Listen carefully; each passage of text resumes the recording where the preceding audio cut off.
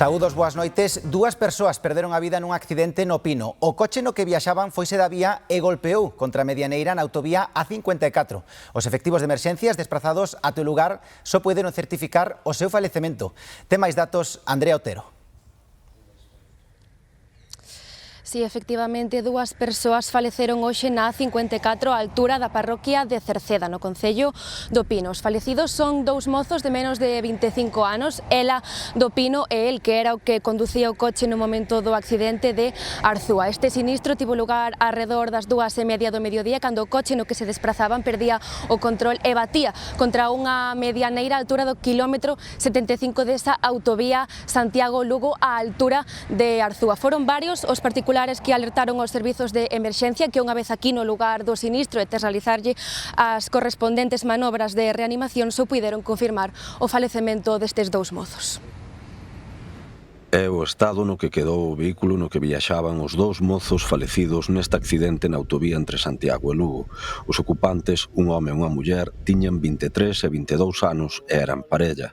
Cando chegaron ao lugar, os equipos de emerxencia só puideron certificar a súa morte. Que efectivamente os primeiros servicios de emerxencia que chegan, tanto por parte de asistencia, bombeiros, pola nosa parte, acreditaban xa que esas persoas se encontraban falecidas. O sinistro sucedeu arredor das 2:30 da tarde no quilómetro 75 da autovía A54, o seu paso polo concello do Pino. Sen que se saiba aínda a causa, o condutor perdeu o control do coche e impactou contra este valado. O vehículo saiu despedido e acabou batendo uns metros máis adiante contra a medianeira da autovía. Como consecuencia desa pérdida de control, o vehículo golpea, bate contra ambas biondas laterais para finalizar na posición final na que se atopa, que é nun choque final aparatoso contra a bionda da esquerda. O accidente sucedeu moi preto do lugar da Salceda, onde tiñan a súa residencia os dous falecidos. E arestora imos ver en directo as cámaras da Dirección Xeral de Tráfico para saber como transcorre o tráfico nesta xornada de domingo, xornada na que son moitos os que volven ás súas casas despois da fin de semana. E comezamos en Vigo, imaxe da Ponte de Rande, cando son xa as 9:04 da noite, hai bastante circulación, sobre todo sentido cara á cidade de Vigo, entrando na propia cidade, tamén saindo, pero o tráfico agora mesmo está sendo bastante fluido. E agora, imos tamén a chegarnos ao norte e vemos a entrada da Coruña, a avenida de Alfonso Molina, onde tamén o tráfico arestora está sendo bastante fluido, con bastante tráfico denso na entrada á propia cidade herculina, pero, como dicimos, tráfico que está sendo fluido arestora nese punto. Xornada de graves incidentes con cargas policiais contra os manifestantes pro-palestinos durante a última etapa de la Vuelta Ciclista a España. Houbo que suspender a entrada en Madrid pola incursión dos manifestantes na estrada, botando os valados para impedir que pasasen os ciclistas. Dende que comezou a Vuelta, os incidentes foron constantes por mor da participación dun equipo de Israel. Os policías tiveron que actuar polo perigo que supoñía para a organización da carreira e tamén pros propios ciclistas. Arestora, o centro de Madrid está ocupado polos manifestantes que continúan tirando balados. A carreira foi detida a 56 km da meta polos cortes. A organización viuse obrigada a suspender o podio e a entrega de premios. E sobre os incendios e disturbios dos manifestantes contra a Palestina falou Pedro Sánchez. O secretario xeral do PSOE e presidente do Goberno dixo estar moi orgulloso cas movilizacións que se produciron durante a Vuelta Ciclista a España.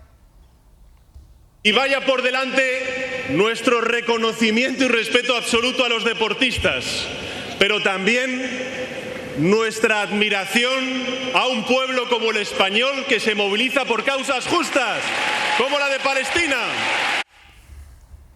E sobre os disturbios de hoxe en Madrid dos manifestantes pro-palestinos que obrigaron a suspender a chegada da última etapa de la Vuelta Ciclista a España, pronunciouse Alberto Núñez Feijóo a través das redes sociais. Nel escribe nun chío: si, o presidente do Goberno está orgulloso do comportamento duns poucos para manifestar o seu apoio a Gaza lanzando balados á Policía Nacional, sen garantir a seguridade dos ciclistas, do persoal da organización nin dos xornalistas. E engade: eu non. Escribe na rede Xe, que defende a liberdade de expresión sempre que non implique nin violencia nin altercados.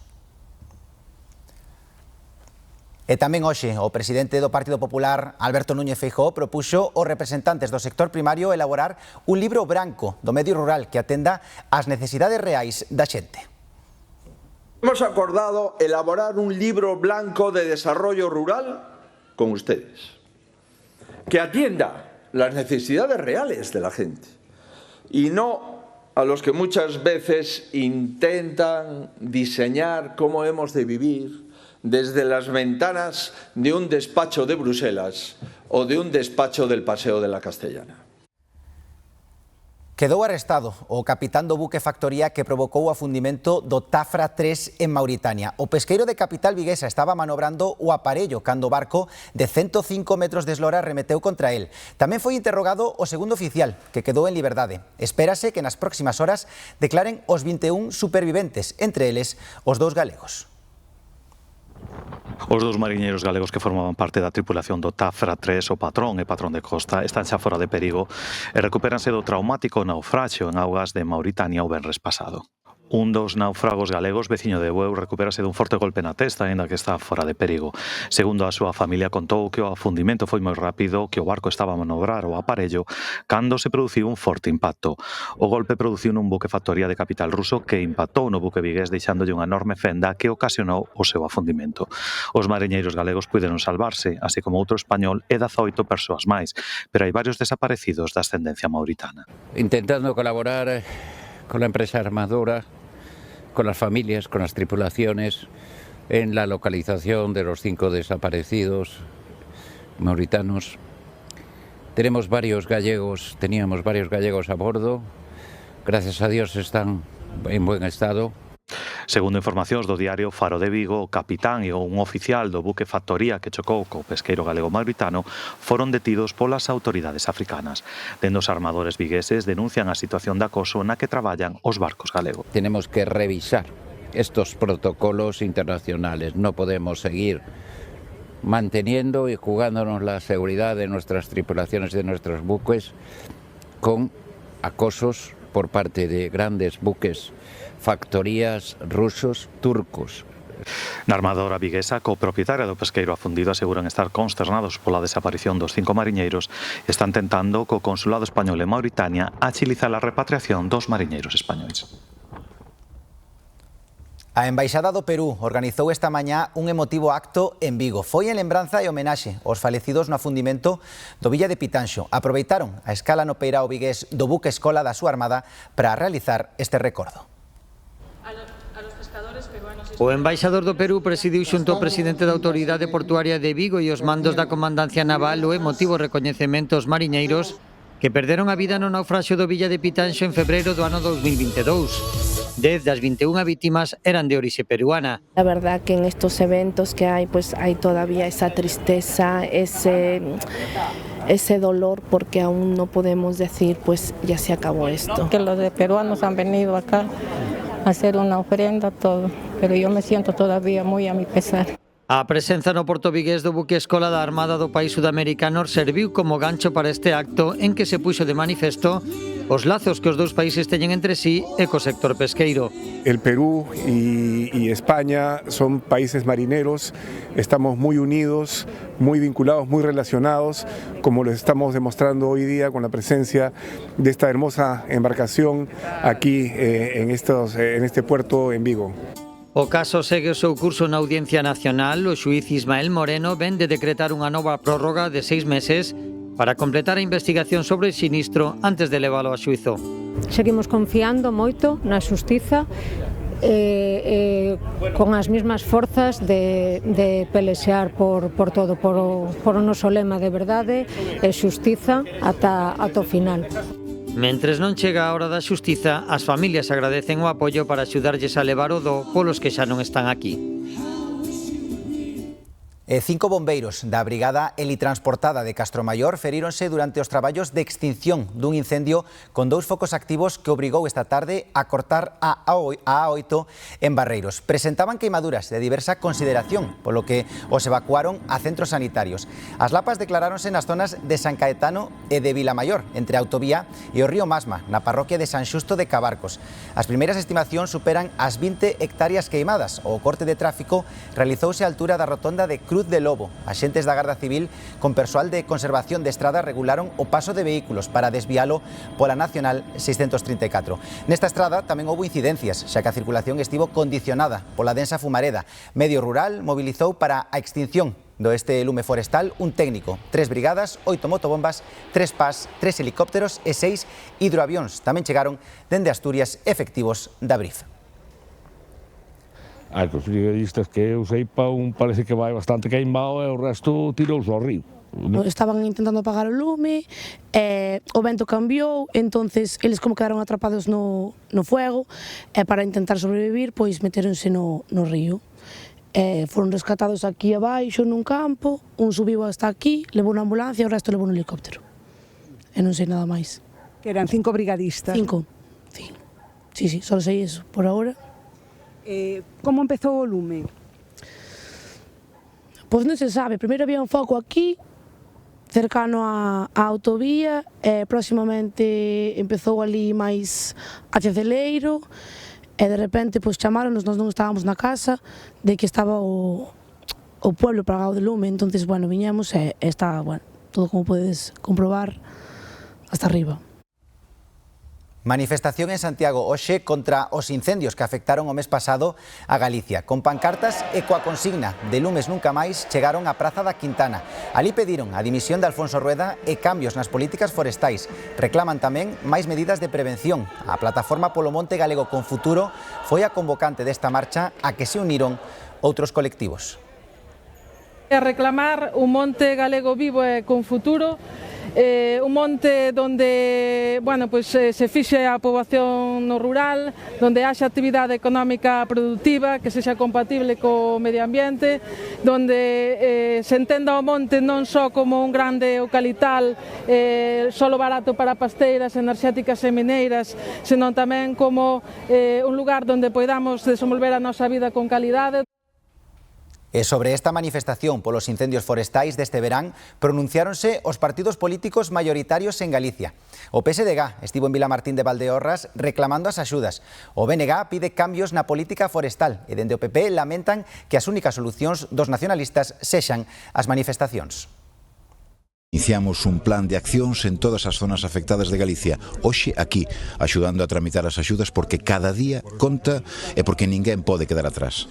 O grave é que o seguimos sin saber cantos cartos vai a poñer a Xunta. Non houbo prevención, non houbo coordinación, agora tampouco hai planificación orzamentaria. É necesario un cambio de rumbo, temos que apostar por un monte multifuncional onde reduzamos o impacto de especies pirófitas como pode ser o eucalipto e onde poñamos as medidas necesarias para protexer o noso monte e para protexer as persoas, porque é posible facelo e o único que se necesita é vontade política. O Bloque Nacionalista Galego só ten unha resposta ante cada cuestión que se lles plantexa, que é a manifestación e o alboroto.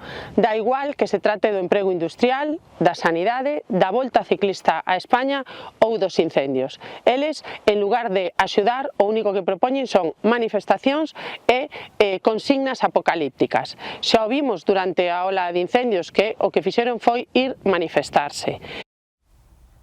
A terminal T4 do aeroporto madrileño de Baraxas estivo colapsada durante a maior parte da mañá deste domingo. O caos veu provocado por unha folga dos traballadores da empresa de seguridade que fixo perder os voos a moita xente.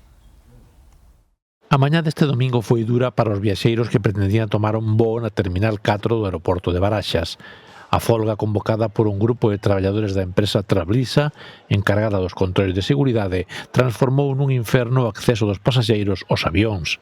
Un trámite que normalmente se soluciona en 5 ou 10 minutos pasou a ser de ata hora e media de espera.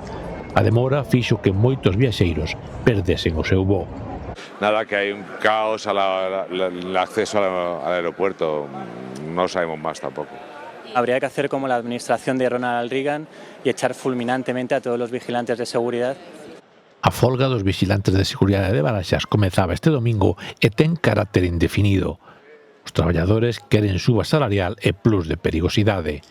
A empresa Trablisa, adxudicataria do servizo, di que a folga foi convocada por 21 traballadores dun cadro de persoal de 850 persoas, polo que a cualificou de ilegal e abusiva. A situación normalizouse en Baraxas ao longo da tarde deste domingo. E ollo, se teñen previsto conducir pola cidade de Ourense a partir do próximo martes. O Concello xa anunciou que será entón cando poña en marcha 7 novos radares que controlarán os límites de velocidade en distintas zonas da cidade. Laura Álvarez. Si, radares como este na avenida Otero Pedrallo, moi preto do campus de Ourense, unha recta moi longa de entrada e saída da cidade e onde a velocidade límite é de 40 km por hora. A partir do martes, 7 radares entrarán en funcionamento en distintas zonas, 2 preto da estación de tren, outro na estrada de Seixalbo ou na Rúa da Saínza, así ata 7 en total. Serán sancionados todos aqueles conductores que non respeten os distintos límites de velocidade establecidos, que van dende os 30 aos 50 km por hora. Tamén, a partir do martes, comezan a funcionar 17 cámaras de control de acceso á zona histórica da cidade. Certo que os novos radares fixos levan meses a plena vista en Ourense, pero será a partir da próxima semana cando empecen a funcionar. Agora mesmo non me dou conta onde están concretamente. Sí que temos aí como unha chuleta que nos mandaron para saber os radares por onde andan, pero en concreto non sei, pero bueno, supoño que en algúns sitios estratégicos onde máis circulación haxa da cidade. Non está de máis para previr accidentes, para tratar de controlar e para concienciar sobre todo a xente que acaba de sacarse o carné, pois tratar de que ande un pouco máis a modiño. Son 7 en total, 2 na contorna da estación de tren, onde os límites están entre os 30 e os 40 km por hora. Eu veixo máis de 200 km por hora, eso que é peor, porque xa che digo, a veces vas con prisa, a ver, eu creo que en población a 40 ou 50 km por hora podes ir, tranquilamente, sabes? A 30 que xa che compensa ir andando. O resto en distintas zonas da cidade, na estrada de Seixalbo, Otero Pedrallo, a Rúa de Pena Trevinca ou a da Saínza. Polo campus, sí, a estación do tren, bueno, zonas aparte onde hai moito viandante, entón, bueno, pareceme correcto. Os límites establecidos cambian dependendo do tipo de vía. Haber, ademais, un radar móvil. Hay gente que dice que es más bien recaudación porque hay demasiados, yo digo que no, siempre y cuando cumples con las normas que están establecidas no tiene por qué ser recaudación. Se o radar está ben señalizado, seguramente baixen a velocidade. E tamén a partir do martes, 17 cámaras controlarán o acceso dos vehículos non autorizados á zona histórica de Ourense, sen volardos, dende o ano 2020. Ah, deso non sabía. Bueno, vamos a estar moi vixilados entón. Os novos radares e cámaras comezan a funcionar en Ourense o próximo martes 16 de setembro.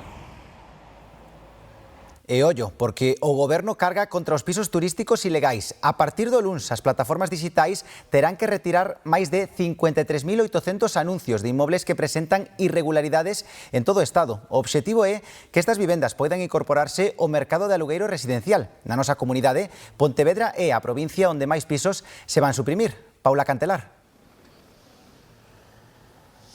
Sí, David, que solamente nesta provincia de Pontevedra, segundo os datos do Ministerio de Vivenda, van desaparecer 1.249 pisos turísticos con condicións irregulares. As 4 provincias galegas en conxunto vanse eliminar 2.640 pisos desta índole. Un dos concellos máis afectados, onde máis destes pisos turísticos van desaparecer, ademais das grandes cidades como a Coruña, Santiago ou Vigo, será este de Sanxenxo, un dos concellos máis turísticos per se en Galicia, onde van desaparecer 196 pisos turísticos. Que ocorre realmente con este tipo de vivenda de uso turístico? Pois que sí que constan nos portais web con opción a alugueiro, pero realmente non teñen o número de rexistro que é obrigatorio dende o 1 de xullo deste ano, segundo o Goberno de España.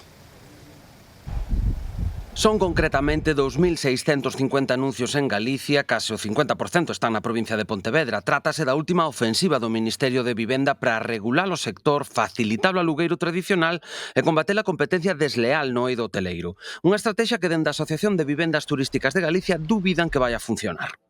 Se non quere alugar turísticamente, non vai alugar a longa duración. Que está pasando? Está pasando en moitas cidades de España, pois que os propietarios cánsanse, paganlle unha cantidade desorbitada por a súa vivenda en fondo de inversión e despois enténdense o que queira alquilar co fondo de inversión, a ver se despois lle vai a baixar o precio. O 1 de xullo de 2024 entrou en vigor unha norma que obriga a que todas as vivendas turísticas teñan licenza autonómica, pero tamén un número de homologación que se consegue a través do Colexio de Rexistradores. Os anuncios sen este número son os que proíbe agora o Ministerio de Vivenda. Os propietarios de pisos turísticos denuncian incoherencias nos criterios. É que eu podo estar alugando en unha plataforma de internet e se me todo isto, pero estamos aquí, ahora na playa, poño aquí un cartel de que alugo a miña vivenda aquí ao lado e non teño que ter nada. Como eso? Cal é a diferencia? Airbnb comprométese a dalos de baixa e reclama que o resto de plataformas de alugueiro fagan o mesmo. A ponte que conecta a Illa de Arousa co continente fai 40 anos. Comezou a facerse en outubro de 1982 e dun xeito completamente novidoso. Foi a primeira dese tamaño construída sen dilatación. Unha infraestructura punteira de case 2 kilómetros de longo que uniu o Vao con Vilanova de Arousa. Un reto para a enxañaría no que fixeron falta 21.000 metros cúbicos de formigón e que sobre todo supuxo un cambio radical pros veciños da illa. Eles precisaban dunha ponte que os comunicase con terra firme. Agora, a imaxe da illa unida é xa parte da paisaxe. 40 anos despois segase a ponte máis longa de Galicia e a infraestructura que cambiou para mellor a vida dos habitantes da illa. Había un vapor logo que iba a Villa García e había outro que iba a Vilanova. Pero tiñamos falta de moitas cousas. De que cousas? Home, de salir cando queres, entrar cando queres, de se había unha emergencia coller a salir nun barco. Din a luz un ano antes e tuven que ir nun barco, porque eu din a luz en Pontevedra, a miña filla ten 41 anos. Iban a estudiar, bajábanse, iban no barco, botaban a semana onde estudiaban e depois viñan á casa. É un día de temporal, había que esperar que mainara o temporal. A comezos dos anos 50 iniciase un movemento veciñal para conseguir a ponte. Chegaron a dicir que sería a chave para liberar os 6.000 presos que vivían na illa. En 1979 celebraron a festa gastronómica para promover o traslado de moreas de persoas e presionar así a administración. A chamada Festa da Ponte deu resultado e a comezos de outubro de 1982 puxeron a primeira pedra das obras na zona do Terrón, en Vilanova. Me foi moi bonito, eso, íamos andando, eso foi moi bonito ademais. Eso dixo chulo porque foi unha festa total, o pueblo estaba contento. Puente é unha regalía, pero antes conocíamos todos e agora casi non conoce a nadie. Cambiou moitísimo, antes non podíamos salir a ninguna parte, agora vamos a onde queremos. Agora nadie che pregunta, pasa fora? 3 anos despois quedaba inaugurada a ponte que cambiou a mellor a vida dos veciños, que contribuiu ao desenvolvemento económico da illa e que permitiu que moitos descubrisen un dos enclaves máis fermosos da Arousa. Alfonso Rueda pediulle ao Goberno Central un novo impulso pro corredor atlántico de mercadorías. Fixo dende Oviedo, onde este domingo participou no acto de conmemoración do 30 aniversario da Asociación Día de Galicia en Asturias. A Asociación Día de Galicia en Asturias celebrou os seus 30 anos de andaina, inaugurando un cruceiro que simboliza a unión entre as dúas comunidades e facendo entrega das insignias de ouro. Este ano os premiados foron o empresario Francisco Rodríguez e a presidenta da Asociación Profesional da Maxistratura, María Jesús del Barco. No seu discurso, a maxistrada pediu respeto pola xustiza. Escuchamos muchas veces cómo se trata de desprestigiar y deslegitimar nuestra función, con unos discursos que son cada vez más prolongados en el tiempo y más bruscos en las formas. Hay a quienes les cuesta mucho entender que los jueces nos limitamos a aplicar la ley. O presidente da Xunta, Alfonso Rueda, pediulle ao Goberno Central que impulse o corredor atlántico de mercadorías. Asturias, Galicia y Castilla y León tenemos que seguir haciendo fuerza y decirle al Gobierno Central, a nuestro Gobierno también, que es nuestro Gobierno, que el noreste también existe y debe ser potenciado. Yo creo que esto es fundamental, todas las redes de infraestructuras. Rueda asegurou que seguirá traballando para reforzar os vínculos entre Galicia e Asturias. A regata Xoán Carlos I rematou xa e don Xoán Carlos continuará en Sanxenxo ata o martes. Esta tarde entregáronse os premios desta competición e tamén os do trofeo Presidente da Xunta, coa presenza de Alfonso Rueda. Raquel Gandoi. Despois de 3 días de competición, rematou a 10ª edición da regata Xoán Carlos I El Corte Inglés. 180 barcos e deportistas de 11 nacionalidades. Na categoría 6M, que na que participou o rei emérito, venceu a embarcación Joy do náutico de Portosín. Xoán Carlos I, que finalmente si puido navegar 4 mangas nesta ría de Pontevedra o sábado e tamén hoxe domingo, rematou en 4ª posición a bordo do Erika, xa que o Bribón está en Nova York, onde o martes van comenzar os adestramentos eventos do Mundial 6M. De feito, a visita do pai do rei a sexta a Sanxenxo neste 2025 remata o martes, témolo xa confirmado, para viaxar directamente rumbo aos Estados Unidos. Como sempre, a axenda de Xoán Carlos I non é oficial porque esta foi unha visita privada. Na entrega de premios nesta esplanada anexa ao Náutico de Sanxenxo, en presencia do rei emérito, Alfonso Rueda entregou o trofeo presidente da Xunta. O botafumeiro de prata foi para o barco Mirfac, da Comisión Naval de Regatas de Ferrol. Grazas, Raquel. A Fundación Artesanía de Galicia levou a Lisboa o proxecto Artesanía no Prato, unha iniciativa para unir o traballo de cociñeiros e artesáns. Pepe Solla é un dos cociñeiros participantes, xunto a outros tan coñecidos como Lucía Freitas, Javier Olleros ou Héctor López. Tamén o chef portugués Enrique Sá Pessoa. Alta gastronomía que se degusta en pezas elaboradas para a ocasión polas ceramistas Ana Tenorio e Laura Delgada, gañadoras de cada seu premio de Artesanía de Galicia.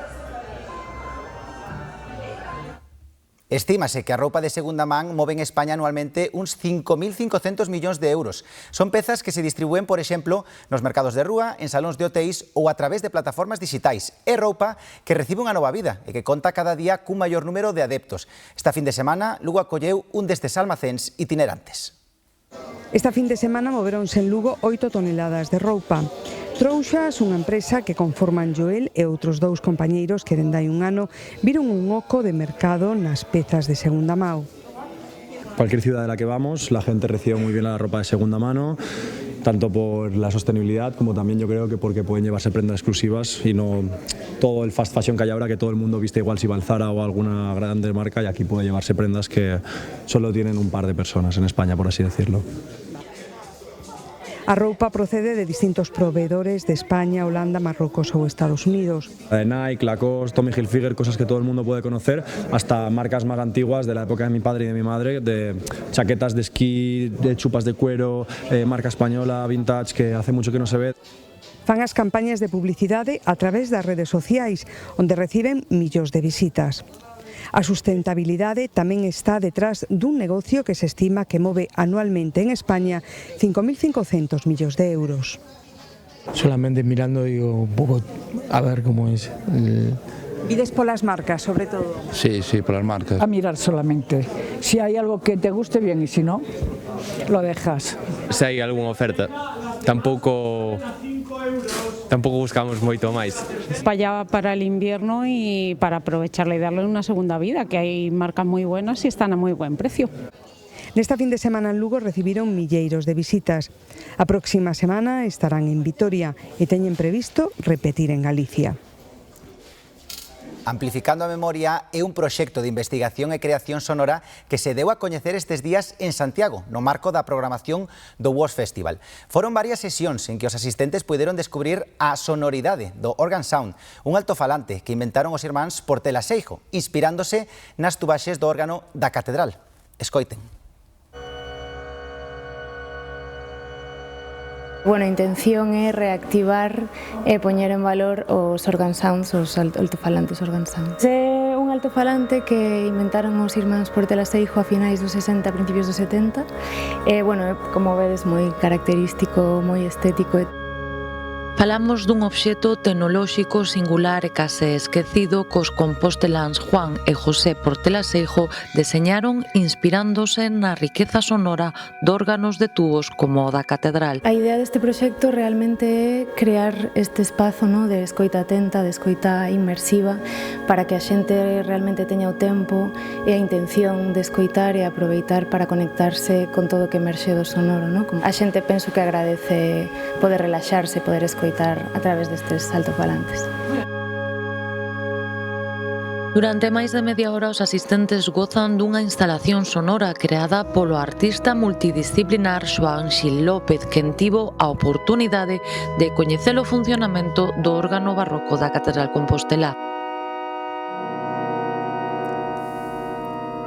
E antes de marchar, temos que darlle as grazas pola audiencia que fixo onte este telexornal. Acadou case un 16 de cota de pantalla e superou amplamente en espectadores o resto de cadeas. Moitas grazas por estaren aí. Xa saben, a información continua actualizada como sempre na nosa páxina web minuto a minuto en g24.gal.